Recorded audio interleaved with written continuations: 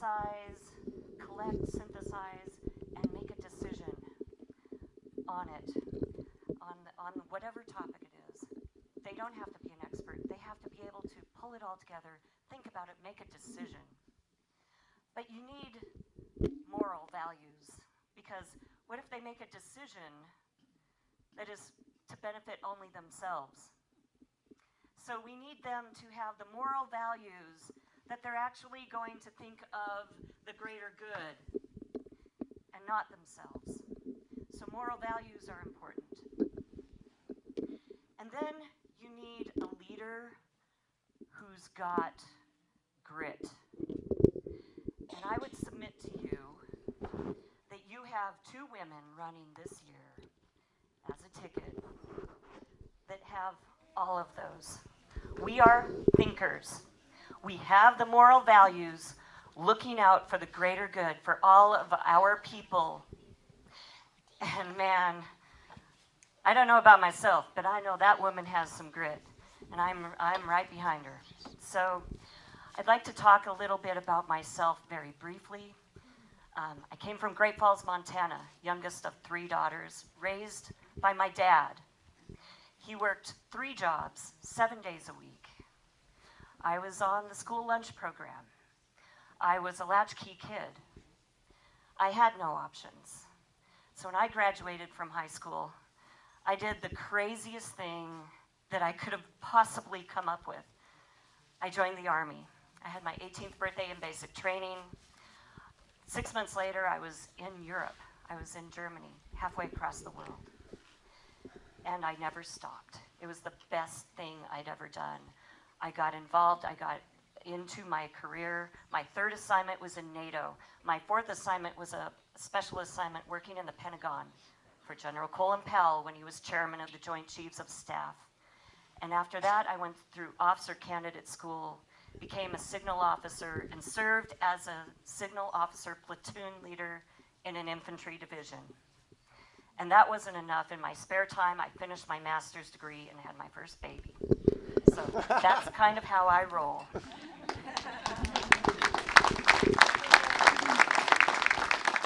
So 21 years ago, I came here. I built my home. I raised my daughters, mostly alone. And I worked in the tech sector. I worked at companies like Micron Technology, Hewlett Packard, and an energy company.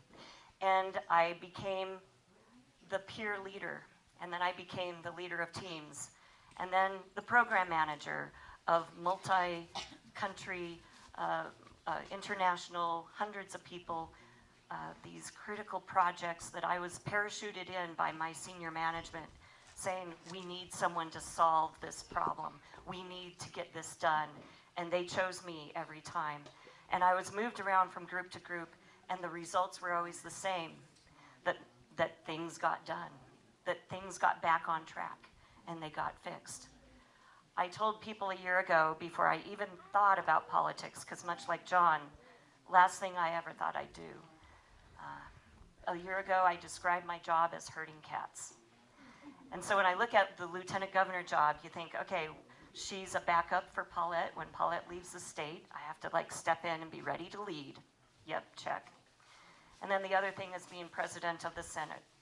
So that's the herding cats part. So I'm like, check. But there's more. There's more that I offer that has never been on the resume of anyone running for lieutenant governor, and certainly isn't on the resume of my opponent. There's the part about my tech sector background. Anybody worried about personal data, cybersecurity, things like that? Yeah, a little worried, a little scared. Yeah, so am I. Guess what? I know a lot of. So that's a major passion of mine, and I hope that I can investigate that more as lieutenant governor. I'm also the only veteran running for lieutenant governor or governor. I have served in uniform, and the governor will be the commander-in-chief of the Idaho National Guard. And I would like to represent our active duty and veterans in this state. We have the highest veteran percentage of any state. It's 14% here in Idaho. There's a lot of veterans. I know how they feel. I I am a sister to them. They are my brothers and sisters. I've been all around the state visiting veterans, all the veterans homes we have, all the veterans programs. They are my brothers and sisters. And the active duty people, I speak their language. I know how it feels to be in that uniform. And I know that in the end, any decision made about them, they're not a number. They come with parents, children, husbands and wives. They are people. And so we have to treat them like that and not just a tool. So that's something very unique that only I can offer. And finally, it's back to Medicaid expansion. The math works. It's not expensive. It's not out of reach. And not doing it for the last 6 years has just been cruel. And yet, I'm supportive of it. And I'm also protecting when it passes in November. And we all say yes, and it passes because the surveys are saying that anywhere between 66 and 76% of Idahoans do support it. And I'm guessing that the other remainder, they just don't understand it yet. You know, because once you do the math, you know what it is. It's a question of why haven't we done it all these years? Why are we turning away money so that these people cannot get basic care? That's not us. So I'm saying yes to it. My opponent is the one that got it put on the Republican platform to say no. She has no intention of listening to the voters. She's saying that your vote doesn't count. And this is even before she's getting into office. So let's make sure that your vote does count by making sure she doesn't get into office.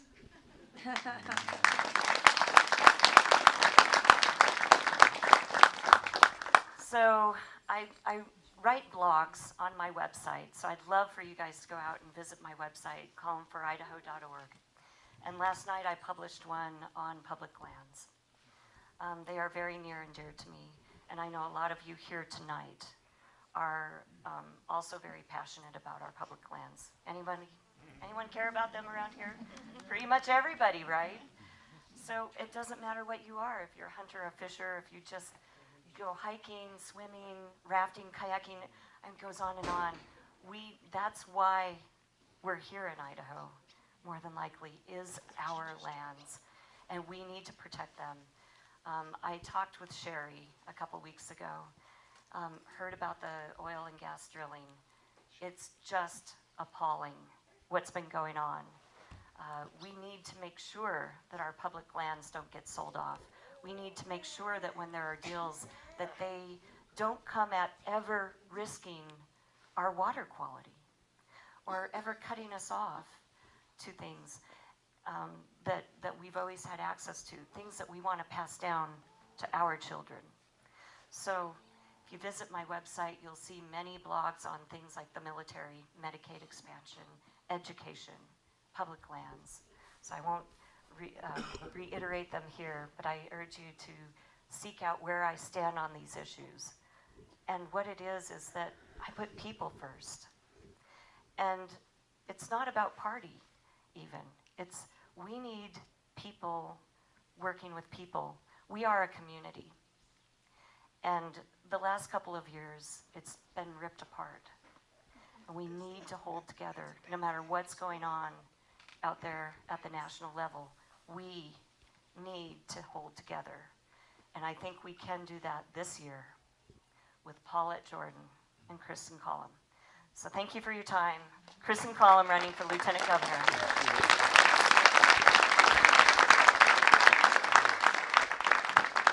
Thank you, Kristen. I'd like to thank Tri and Nancy for bringing us all out here so we can have a discussion, get a little more information. Thank you very much for having us all here.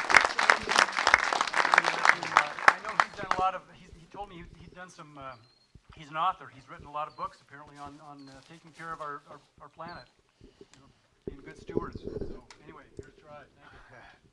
Hey, thanks you guys so much for coming out here. It's a long ways. I know a lot of people got lost. I think there's probably still people lost. I've been getting text messages saying I don't know where I am. But God bless you. You found it. And there's times where Nancy and I are here for a week without seeing a soul, and and try not to go to town if we have to. I want to introduce Paulette, but I want to answer briefly a question that a lot of friends have asked, and that is, why would a conservative evangelical Republican pastor host this? That mystifies a lot of people, and I just want to, I don't have a great answer for you, except that I am an evangelical pastor, like many that are here. They have a relationship with Christ, and so we, our first priority really is to tap in to the heart of who God really is. And I'll tell you something, in this last year or two, it's been a difficult place to be. I mean, I voted for Nixon. I mean, I voted Republican ever since. This is my granddaughter right here, and my favorite little dog. And so to come to a place where all of a sudden I feel like a man without a country politically, I had nowhere to go except back to the Lord, because that's what I've always done for direction. And I just said, Lord, in this confusion that I'm facing, looking at just this confusion and dishonesty, I feel like this nation is running in a reality show of relative truth. And there's one thing as Christians that we always believed, is that there was no such thing as relative truth. Truth was truth.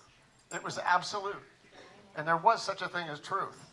And it wasn't just your truth is your truth and my truth is my truth, but there actually is truth.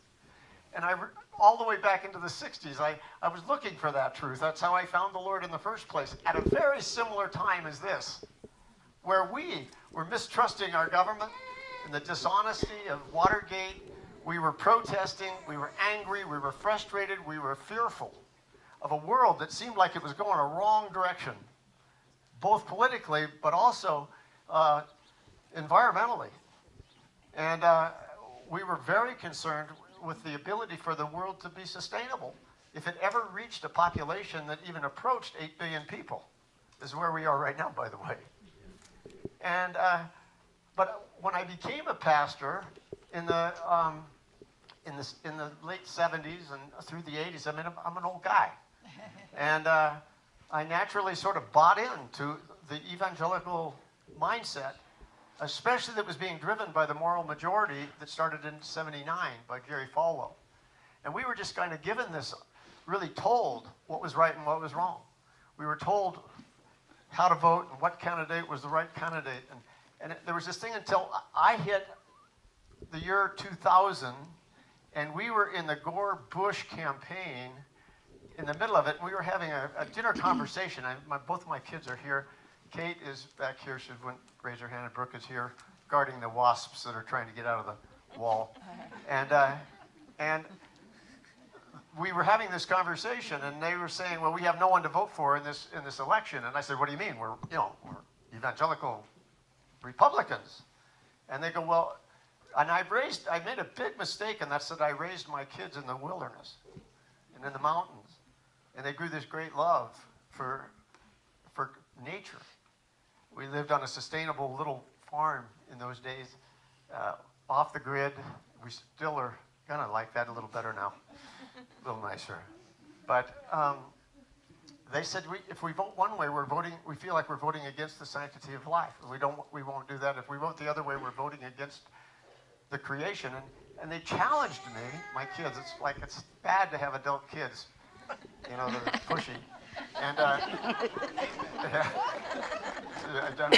and they challenged me to actually, they said, "Why is it that we've been in church our whole life, we've never heard one message on the environment and on God's creation?" And so I took their challenge, and I went for 6 solid months. I studied my Bible again with a green highlighter, and saw everywhere that God commissioned his people to care for his creation, even saying that it was the way people would come to know him was through creation in Romans 1. And I got tremendously convicted. And for those that know me, I took our church through a whole whole season of creation care and getting out in the mountains and helping and serving. Because really, honestly, as Christians, we're meant to be servants. And so it changed me because what I found is that the environment wasn't so much about recycling aluminum cans. The environment really was killing the poor across this world. And where there was bad water, there was children dying. And that is a sanctity of life issue. And I found that actually, if you really care about the sanctity of life, you need to care about this earth, because when it goes, everything goes. All life.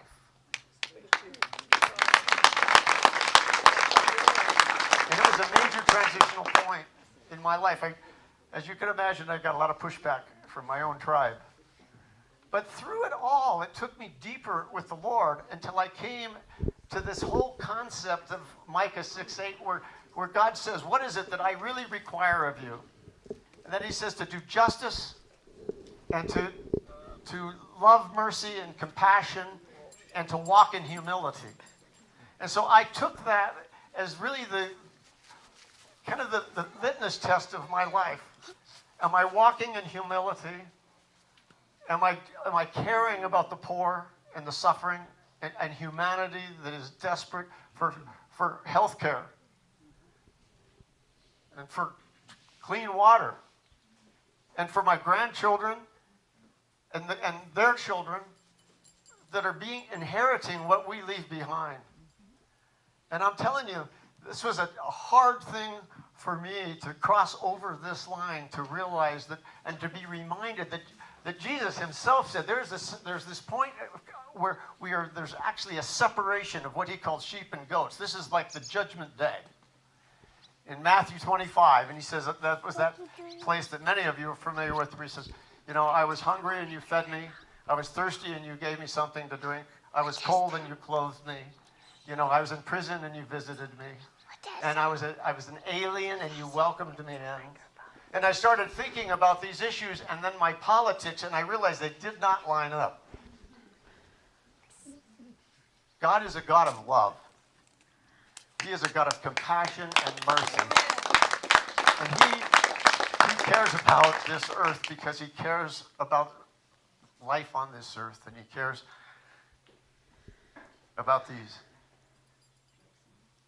And so I started looking for people not based on policy, but based on heart. And I think you've heard John, you've heard Shelley, and you've heard Kirsten so far, and Paulette's coming. And as I found these people that actually had a heart for people, that they were not in this for political gain. All of these people, I know that Paulette especially is a woman who has lived life. She has experienced persecution. She has experienced what it feels like to be a minority and an alien and an outsider. And she has pushed through to this point. And I believe that God is on this woman. And in fact, I think God's on a lot of women these days. These are like warriors, these women. Yeah. I was telling Nancy, there came a point in Israel's history, and a lot of you who know your Bible, you might remember, but most guys try to forget this part. But it's like right before they were, the people were saying, "Give us a king," like all the other nations had. Remember? And Israel was really going down, and there were no men to lead, and so Deborah rose up at that point. And I think this might be the era of the Deborahs, and because there is something special on these women. And I'm so glad you're here to hear their hearts instead of just about their policy on some billboard somewhere.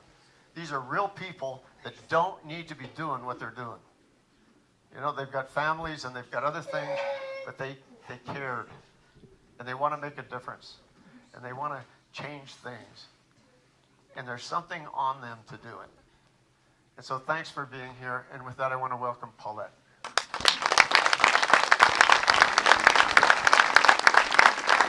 You can't miss Paulette, and I'm getting out of here before she stands right next to me.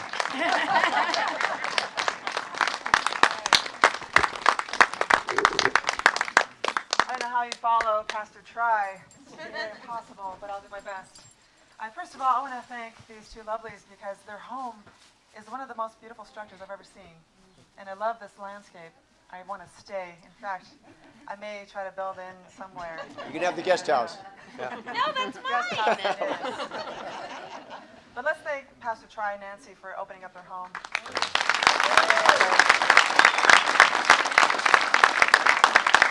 I'm like Pastor Tri. We have so much in common. And I'm always mindful of my grandparents when I see him because he talks just like my grandfather. He was one of my greatest mentors. And in fact, he was a farmer, and he would always talk about the good days. And when I was a kid growing up with my grandparents, I would often wake up before the sun rose, and I would always see my grandfather kind of on a ledge like this, and he would just be watering the plants, and he would be overlooking our farmland, which is all wheat mostly, and some timothy and some pulses. And it's like this, rolling hills. It's gorgeous. But my granddad, we'd sit there, and then we would just basically watch the sunrise. And I would sit on his lap. He'd pull out a chair, and he'd say, "Oh, come over here, granddaughter." And I would just sit there, and we watched the sunrise. And as the years grew on, he started implementing stories into my life, experiences of his. This man, he served in so many ways as a World War II veteran and as a state engineer. He was well educated, and yet as he traveled all across the world, he was most humbled by the fact that he had this contract, as he would say, with Mother Earth.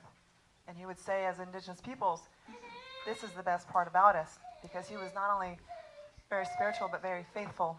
He would be at church every Sunday. He'd be singing to people in prayer, and it was just the very kind individual that you are, Pastor Tri, always building community, connecting everyone. So it's very lovely just to see you in this way. We get to chat, every so often we cross paths, but it's a good reminder for me because it's basically seeing a reflection of him, and I really do appreciate that. But when you look at a person, and I appreciate that you said that about the billboards, because we're definitely not our billboards.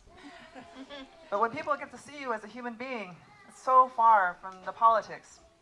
Before my grandfather passed on, he said to me, because I said to him in this private conversation, these folks are asking me to run for office, and this is before I became a state representative. And so back in 2012, I said, these people, they approached me, a group of them. Some are senators, some are representatives, and they said they wanted me to run for this position, which was an open seat. And I said, well, what the heck am I doing in politics? And really not my area of interest. But he said, granddaughter, of all the things in this world, there's so much bad in politics that you have to remember that you were raised to serve. Because I truly believe, and he said this, that it takes a community to raise a child. And I was raised by an entire community of leaders, elders, who were very wise and very well experienced. And he said, we made sure that you had the best education we could provide, the best experiences, that you knew the history of this land, so that you would continue this contract with Mother Earth.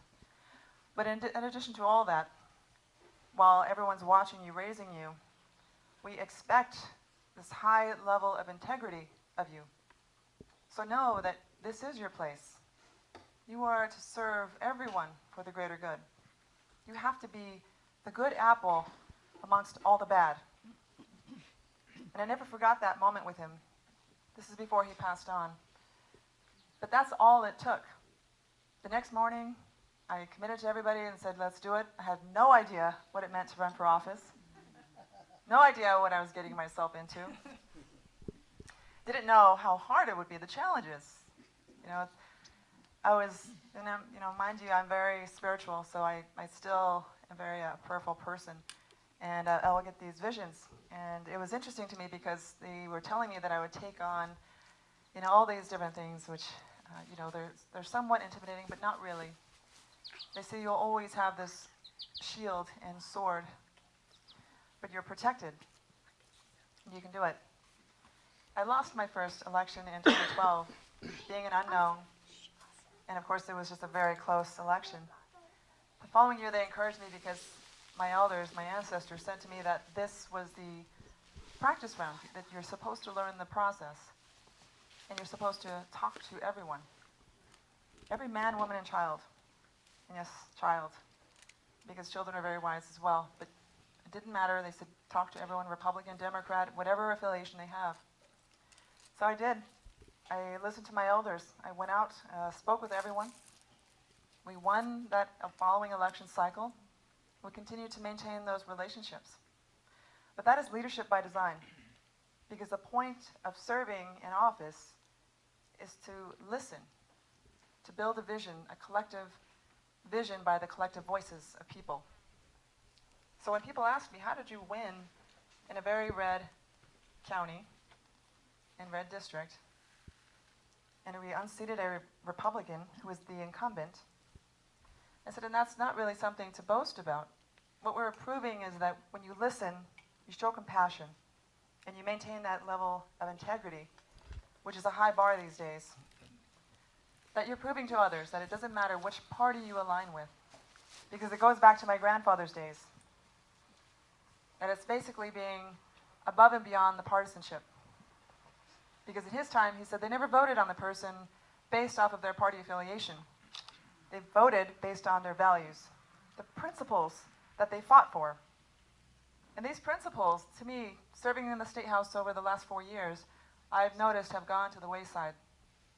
They've gone to the wayside because they're going after the voices of the corporations and the special interest groups. And every time I stand up as the lone no vote, I'm looking around, wondering who's going to stand with me on the environment, or protect our public lands, or protect humanity. And I am often the only no vote, up against the tide. But that never deterred me to continue and to continue to fight, because my point is to be successful for the people, even if I'm one of a million. So we'll continue to push and continue to fight. But it's good for people to know on the home front that we're not doing this in a partisan way. And like Pastor Tri, what he's pointing out is that maybe my generation is the generation to lead us forward. Because we're seeing in most of our events that everyone, Republicans, Democrats, independents, the unaffiliated, even libertarians, are looking for a new kind of leadership that reaches back to our traditional roots. The roots that I came from. They want to see that back at the forefront of government. They want to see real leadership. And I'll tell you all that my grandparents, they stemmed from thousands of years of leaders. These leaders who always stood on principle. I was telling Jay here that it reminds me, as I'm listening to Kristen Collin, who's our next Lieutenant Governor, that the reason why I've endorsed and supported her is because she's a veteran. My grandparents, for generations, were generals. They were head chiefs of the Northwest, and they had militaries, armies of warriors. And as the head chief, the general, it is upon me to support my army. This is my inheritance. They raised me to be a certain way for a reason. One thing I like to see, not only is it integrity, but it's compassion. The sense of connectivity that we don't have. And it's odd because as I go along the country, I've been educated in multiple ways, in governance and business. I mean, I've served at the national level as a national business leader. I've served as a finance chair for a nonprofit corporation and been very successful, being oftentimes the lone woman amongst a sea of men. And they've always elected me to be their leader for a reason. But the initial point of that is when you serve in all these capacities, whether it's on a council or in a state house or on these executive boards, you're basically able to offer a people a national voice, a voice that has experience, that is above and beyond the politics. Because I was born and raised here. I come from the ag community. I come from a timber community. My relatives are veterans. I come from a place where we're not millionaires. We're humble folks. We're like this. We give to each other. We don't take. We like to give. And as I was raised, they would say that the head chief is the one who gives the most. So that is my way of life. So even though I've served in all these executive capacities, it is still responsible, or my responsibility, to continue to give. So when people ask me to run for governor, Yes, I'm sure some folks have probably thought, okay, why is this woman running for governor? You can be honest, you can nod. Because that's never happened before in this state. We've never really had a young woman, especially from my community, run for governor in the state of Idaho. But that doesn't mean that we cannot move the ball forward. You know, I get a lot of people saying, yeah, we're going to make a lot of history here. We're already making history. But the challenge is, do we believe enough? Do we believe enough that a woman is capable of serving as the chief of this state? You know, I would hope so, because we're changing our culture every day. The culture of this land is so beautiful. My grandmothers, they were actually the leaders, the CEOs of this land. They were the head leaders. And yet, one thing that they brought forward that people don't see today is that there was an egalitarian society. The egalitarian base is men and women are equal. And that's missing in today's society. But it doesn't change until we step up to support leaders like ourselves, to prove to the rest of our society that we can do it. So we're talking to young people. We're encouraging them to step up. Because as you can imagine, when you elect the wrong kind of leader to lead a nation, it's divisive, it's discouraging, and it's hateful. There's no compassion in what we see now. There's no love of our country anymore. But when you have a woman who speaks of such things, I'm a mother of two, I'm from this land, I'm not going anywhere. The bones of my ancestors are here. I'm not going to sell that off. It belongs to our future generations. So we're going to stand strong for everything that we see here and try to preserve it the best we can. Which is why I love the message of Shelley Brock and others, fighting together for the greater good. And that's what this is about. It's our children, the future generations. So I think we get that. But right now, we have to realize that we are wholly under attack. Sometimes we take that lightly. We even take it for granted. We have so many people in our state who have not voted. And the fact that they have not voted, now that's frustrating. Because you have to realize that your greatest authority is that one vote.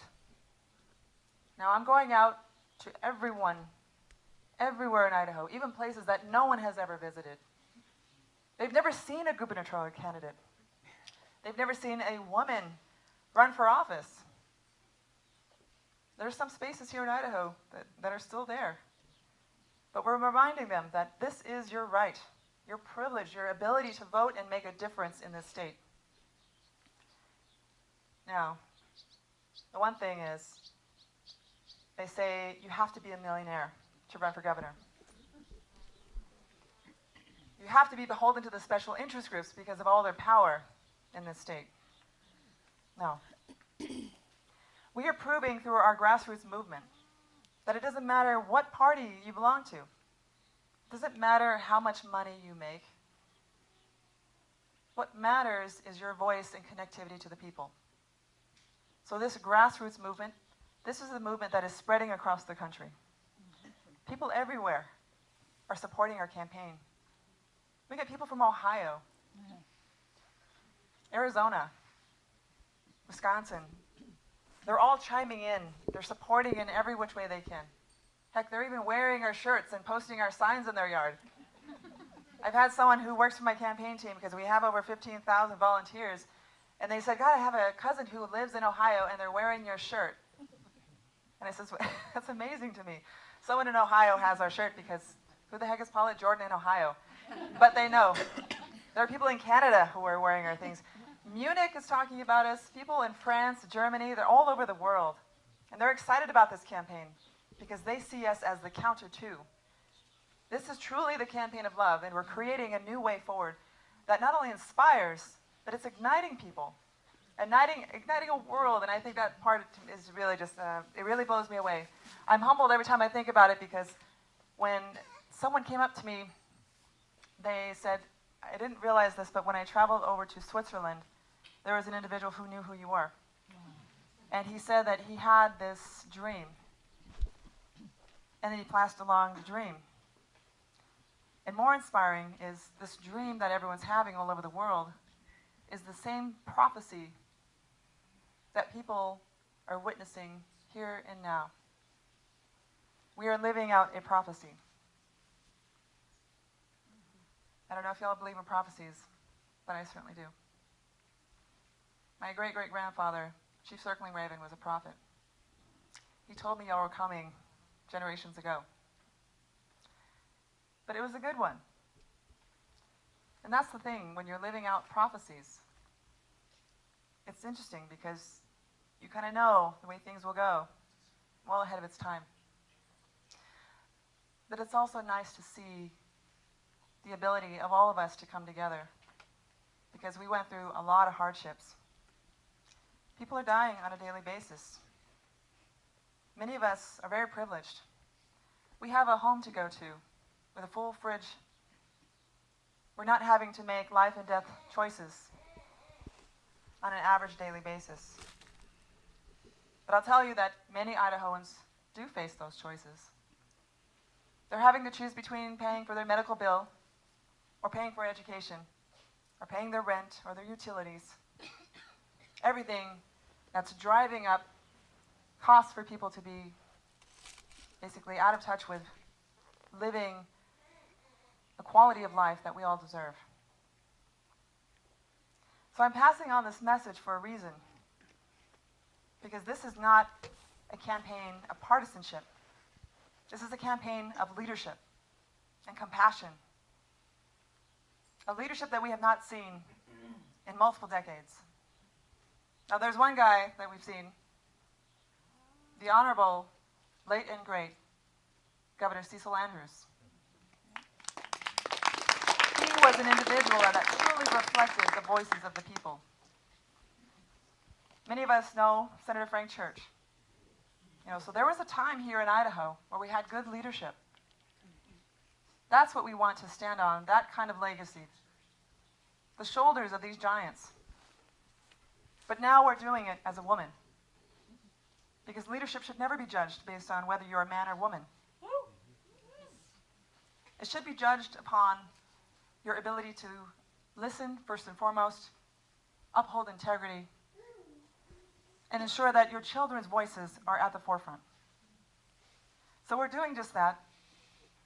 And I want to, again, thank everyone for coming out, because we have a mass movement in our state that we're creating. And I want to be encouraging, because most of our folks, I'm surprised, they'll say, even though you're running as a Democrat, I'm Republican. Even though you're running as a Democrat, I'm Libertarian, or I'm unaffiliated, and I'm encouraged by the fact that you're running. And I said, well, great.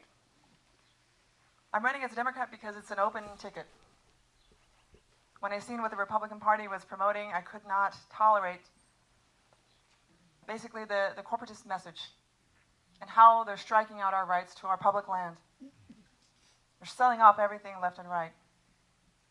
I continue the legacy of protecting our water, which is why I appreciate this message, because water is the base of all life. Why would we want to pollute it? There's a proverb that our relatives will say, and it's that until everything is polluted, dead, and gone, then we'll realize that you cannot eat money. So let's not make it that point for our children to inherit and our grandchildren to inherit, where there's nothing left for them. We want to maintain our clean air and clean water, ensure that our public lands are good places for us to continue to hunt and fish. I live off our land. We still go up into the mountains, we gather, we harvest, we grow our foods, we cultivate. We're very self-sufficient, very independent, which is why as governor, I definitely promote the autonomy of our local towns and cities. We want to make sure that we as a people are always at the table. My big thing is cutting taxes for the working families, because our working families are already suffering more than we need them to.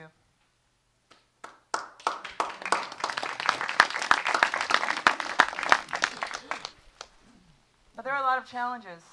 Education, healthcare, and one of the biggest items I want to drop before we get to questions, because I want to take the questions more than anything.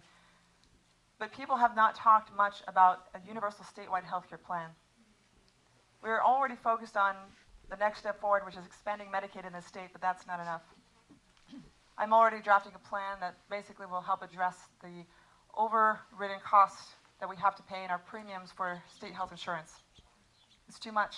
Too many of our elders are going out having to worry about whether they can afford insulin. And we're too worried about who's Republican and who's Democrat. Who cares? My generation worries about the future. I worry about our elders. They deserve security. And then I worried about my two children, our children of Idaho. Because I'm worried that they won't have the things that I had growing up.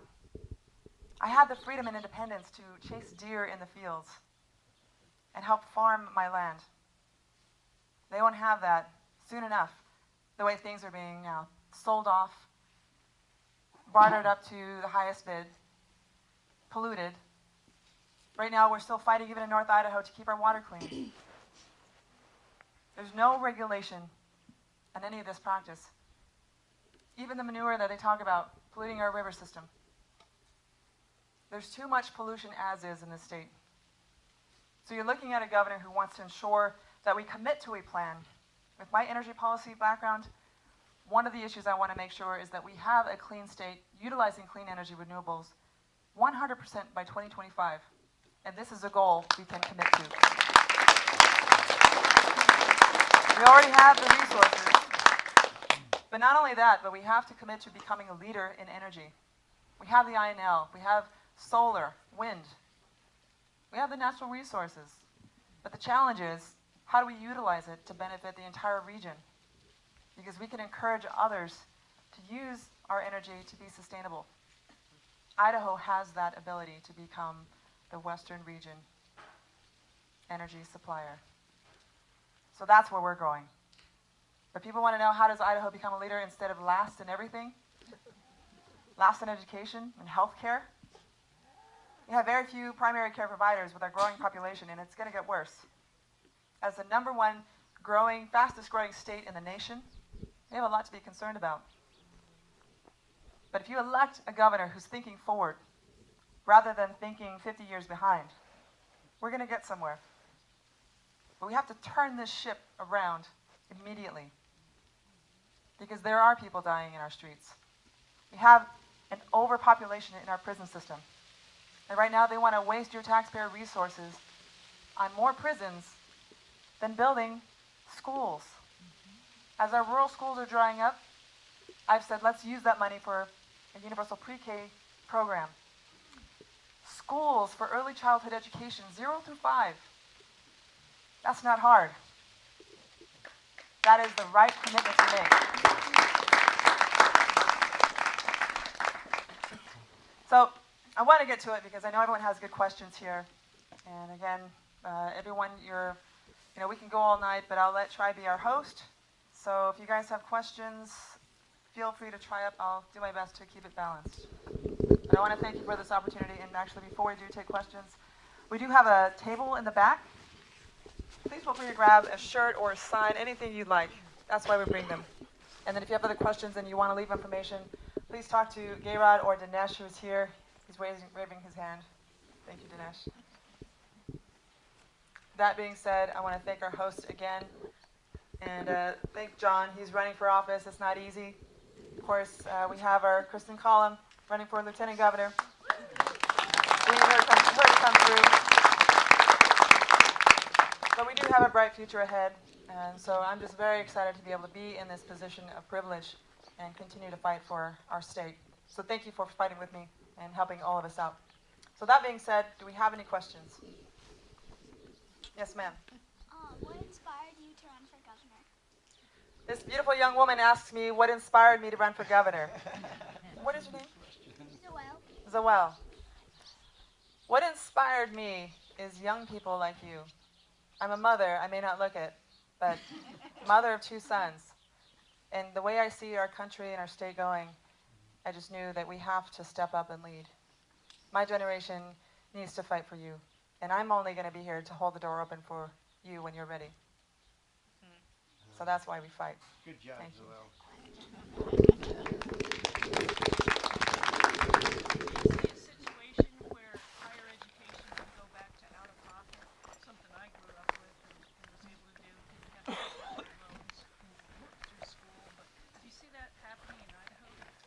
There's a couple options I looked at. One is kind of like Waterloo, if you're familiar with Waterloo in Canada. They have a great partnership with local corporations and the universities. There's a way for young folks to build in where they're giving 50% of their time to the corporations and 50% of their time at the universities. They have a nice go-on rate, which is perfect because the corporations are paying their tuition. At the same time, they're able to work and maintain a level of income. So I really like that marriage, that relationship, and it also benefits their entire economy. Waterloo has seen a significant increase in the tune of $32 billion annually, which is nice, but we have to build that kind of partnership here in Idaho, which is yet to get there, but as governor, we will certainly build those relationships. Yeah. So. You have spoken about several things tonight, and they're all important issues. One issue you haven't touched on yet really affects Jim County, and that is our roads. Our acreage is now being made into 2-acre parcels. We're going to have a lot more people in the area. The commissioners have no vision or plan for any type of roadways around here to get the people around. The city has no plan to put us through Emmett, and the state has no plan what to do with 52. So, and I know I'm not trying to hit you with a question that takes a lot of thought, but do you have any thoughts on how can we get these people motivated to look ahead? You're talking about a vision. You got to have a vision. You're talking about we got to do it now for the future, but they're not moving. And you can go to their meetings every Tuesday at 10 o'clock. and they give you, and you're talking about people being poor. They claim, well, the women need to be educated.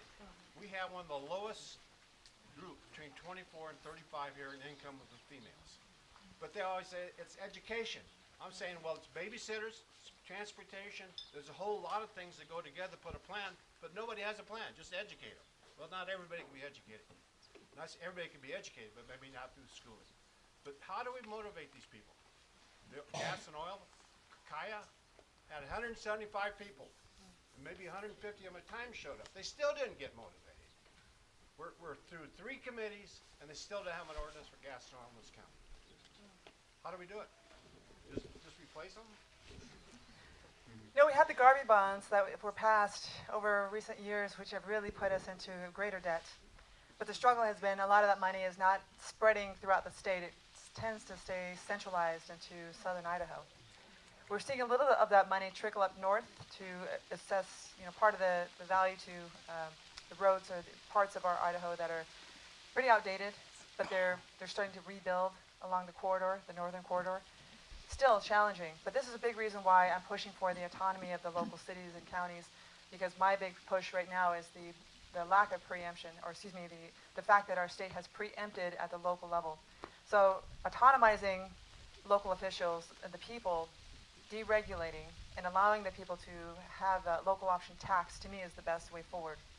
Local option tax would allow the people to address everything with their infrastructure, whether that's bridge, roads, schools, community centers, just to ensure that they have a better opportunity to fix whatever is needed, because it's different from county to county.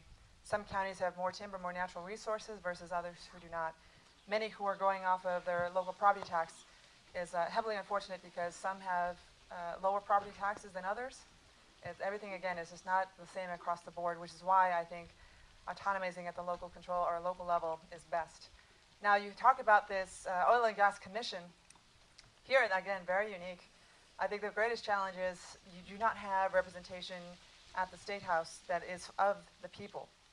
You do not sit at the table. Alta Mesa regulates your life because they have the governor's ear. I've watched in the State House how they control through their lobbyists everything that goes on to impact your life. The bullying through the lease process, which I don't care for. And in fact, I will remove that process once governor, because the people should be able to regulate their own lives and their property should be protected. Sure, sir, you have a follow-up. I'd like to go back to transportation for a second, just make one notion. It doesn't necessarily mean we have to have money right now, but if we have a plan, you don't build your house in the middle of the plan. We don't even have a plan.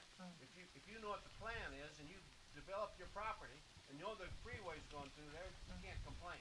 But no one knows what's going to happen. It doesn't take a whole lot to make a plan from the state, from the county, from the city. The other question that comes up, and one of my friends here maybe jump up, be brave enough to jump up and say something, but there's other types of forms of government. You've got this Dillon law with it, and I guess that's what the state has. Dillon's rule, yeah. The legislator does everything. Then you have local type of laws to control it. And we give up things all the time. Just in the last couple of months, we gave up our right to build a code for buildings around here. And there's a lot of contractors in the state developing 2 or 3 houses a day who do not build a good house. And we all know that. We know their names, so you don't need to mention them. Right.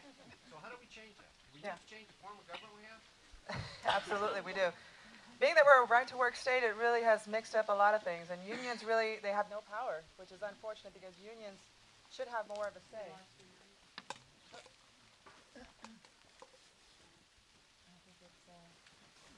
Well, unions should have more of a say, and the biggest challenge is while unions have no position in these arguments, what they're pushing for is the general contractors to not have all the say, that there's regulation in terms of how they're going to develop, and that the people that they employ are trained. And because there's no regulation or stipulation to ensure that their employees are trained, they're often hiring people without training and certification, which has caused such a mess in their development. So there's no control at that level that's required or legislated.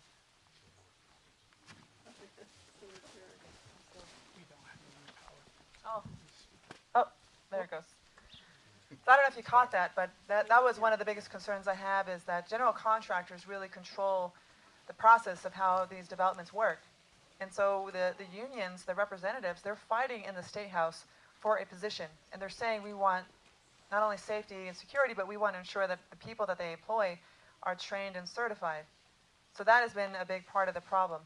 And you don't have a governor right now who is supportive of that process. So you do have developers going out, these general contractors employing people without this training, and therefore having not only mishaps, but it's very costly. I'm one of the people who has definitely contracted to build mass developments, and you're seeing people who are hired without the training. So I always make sure, as the lead developer, that I am pushing for locals to be trained and certified. So we're pushing for unions and union representatives to come in.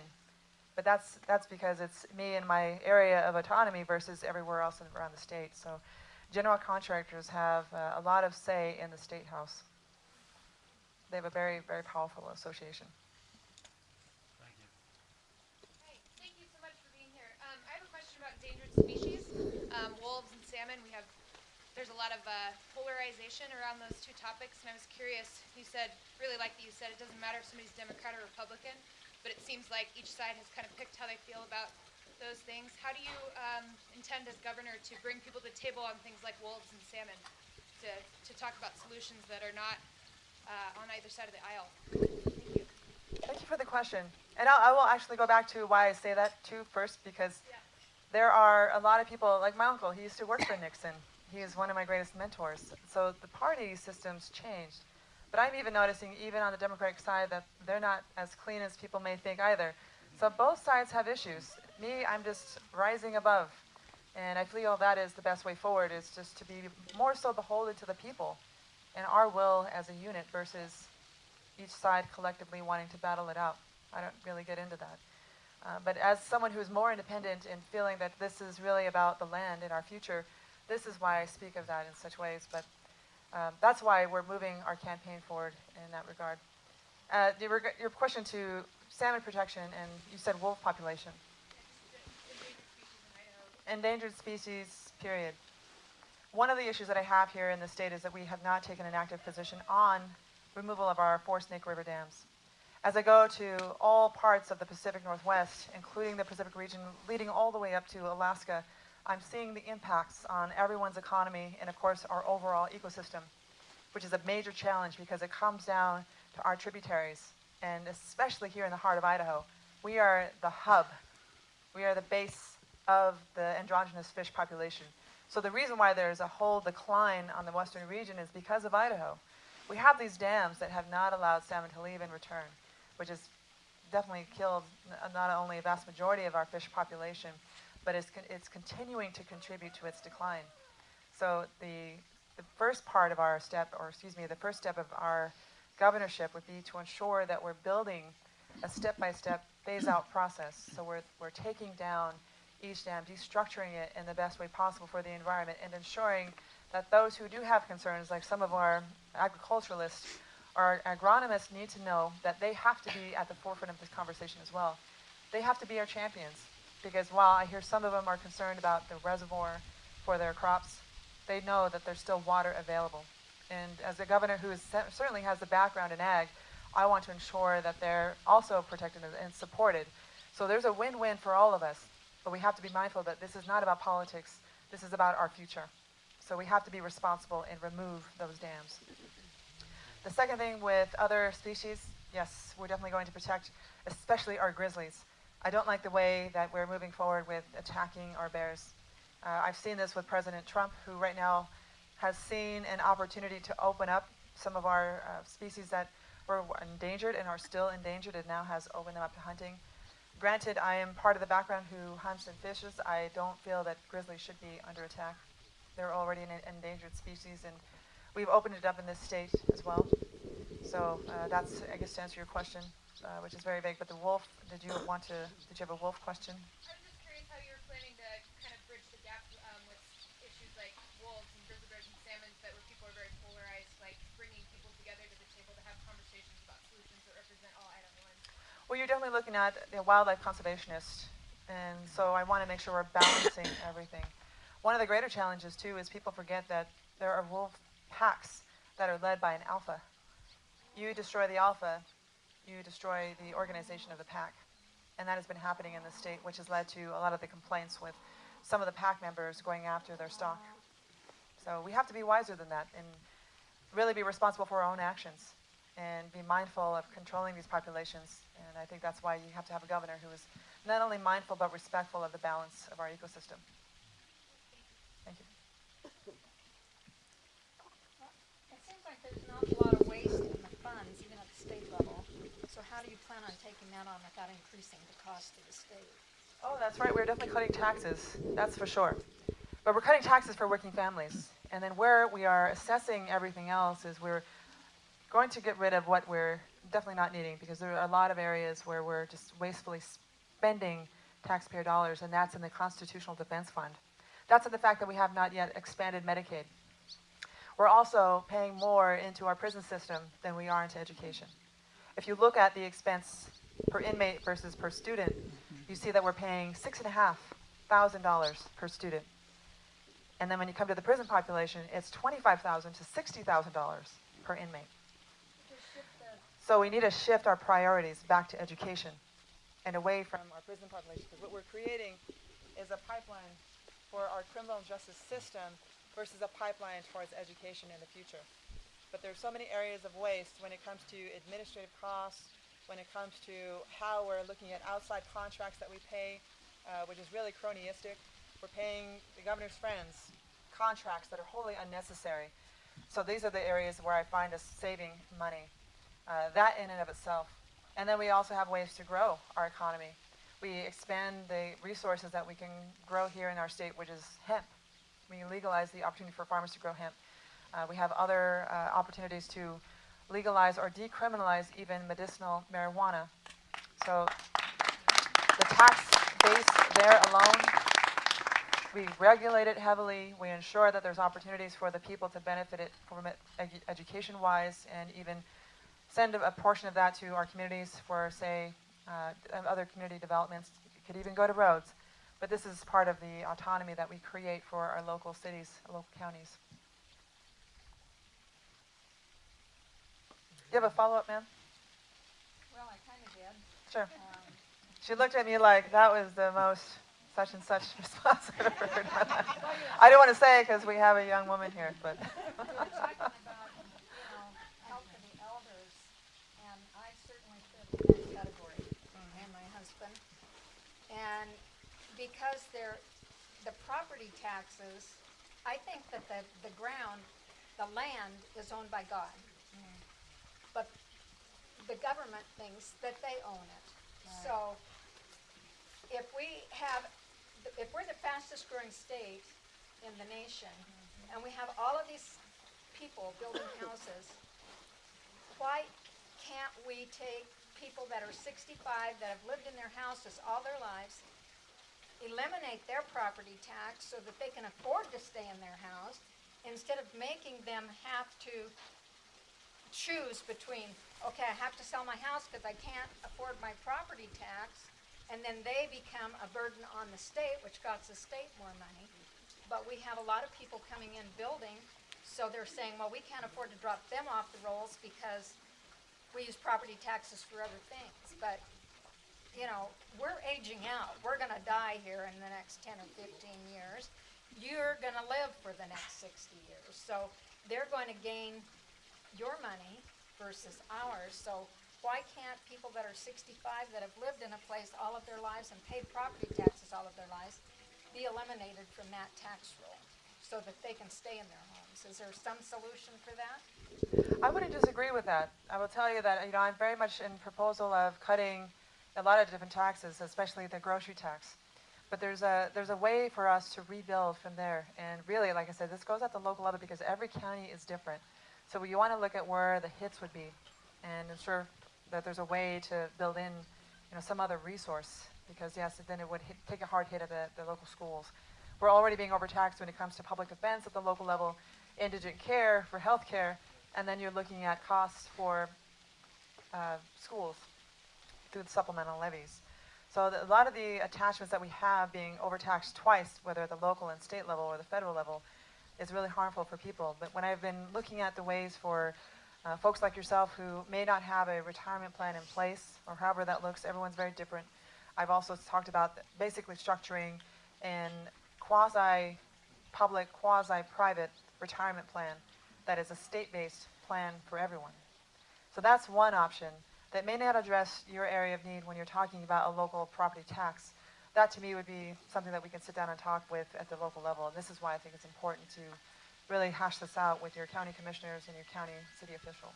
Well, it's state, what is county property tax, but doesn't that go statewide?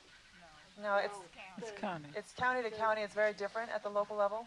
So this is why I say, every county is so different. My area, we have SRS funds, which are, we have a lot of timber. So the timber resources, the federal government basically said that they would come through and help us pay for our education, but that well is dried up. So we no longer get that money to help pay for our schools. But that was a federal resource based off of our timber resource. So, and I've learned that in other areas they don't have that. Of course, some have royalties here. It's just all variable. But I definitely would be willing to take a hard look at that here in in this county. So, thank you so much for coming. And you've touched on two things that my question's related to, energy and some of the natural resources that we have here. I've grown up in this state. My dad actually helped put the hydroelectric generator in Lucky Peak with Morrison Knutson before it was driven under. I'm a Navy veteran. My wife is Native American. We started a business back in 2010 where we make solar awnings. And we have a patent on it. We have UL testing. We have customers that want to buy our product. We have installed finished systems that have passed inspection. But in 2016, Idaho narrowed down the statewide permitting process to 2 people that are processing any solar permit. And I want to hear what your answer is to try and allow what is in neighboring states $100 million a year industry, but here it's bottlenecked to like 10 million. How do you get that back opened up again so people like me who have spent a lot on our product can actually thrive and hire people and have a working business? Thank you. And that's another area where we can actually raise our economy and grow our wealth again. We have to open up our state to further developments in energy, clean energy especially. The Public Utilities Commission closed down these incentives back in 2006. As governor, I will reopen up the PUC to allow more incentives for companies like yours to grow here in Idaho and to create this open market space, which needs to happen. So I'm all about free market, but if we're not optimizing local businesses like yourself, then we're only shooting ourselves in the foot.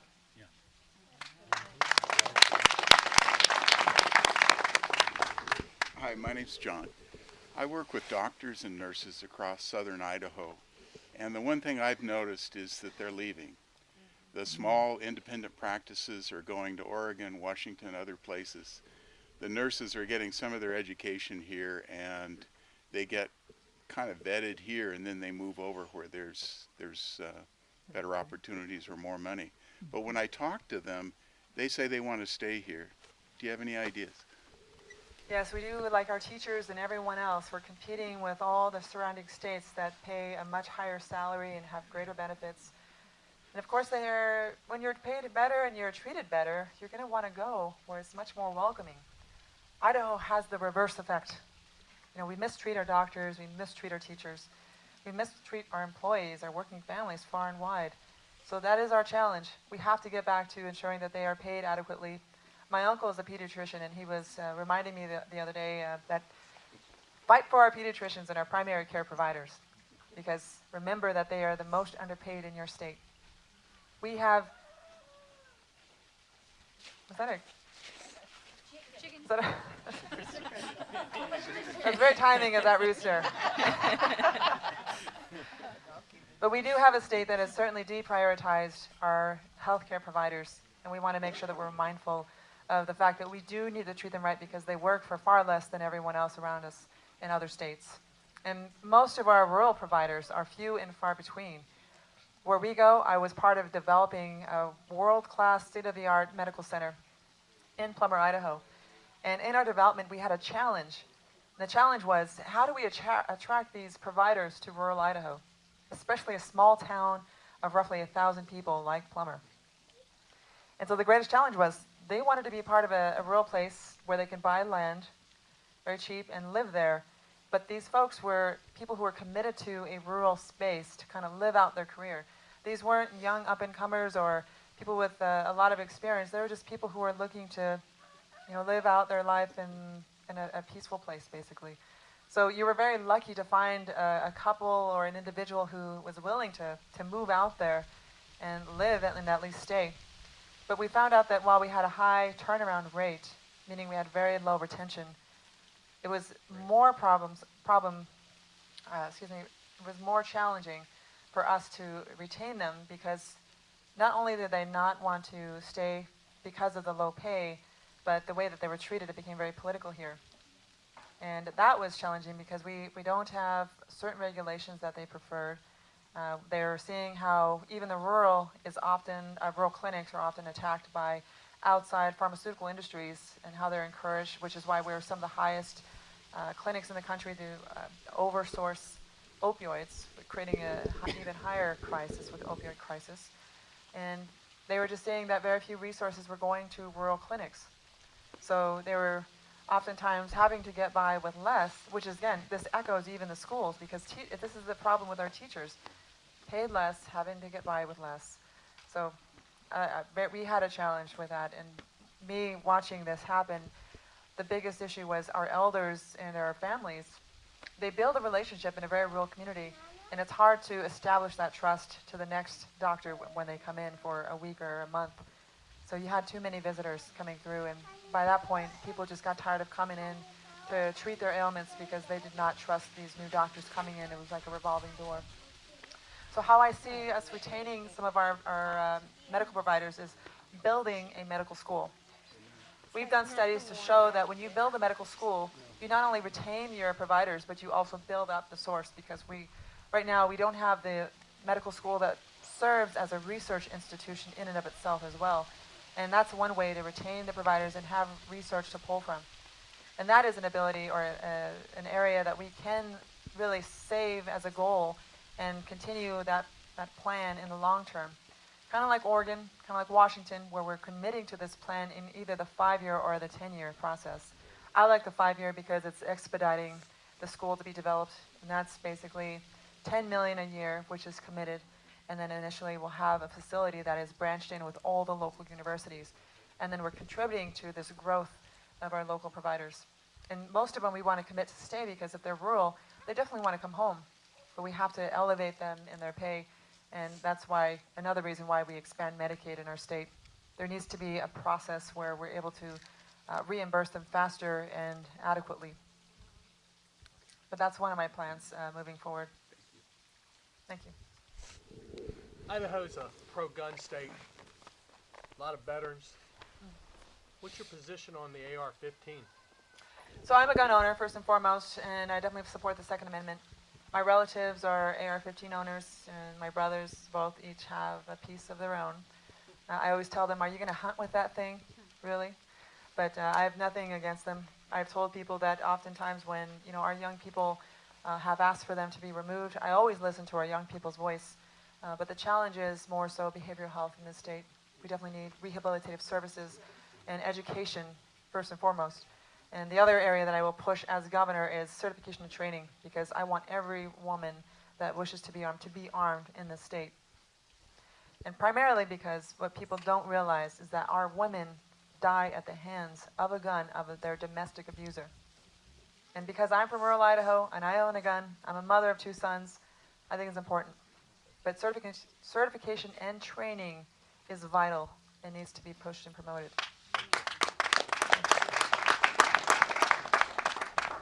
I want to thank you for your position on medicinal marijuana.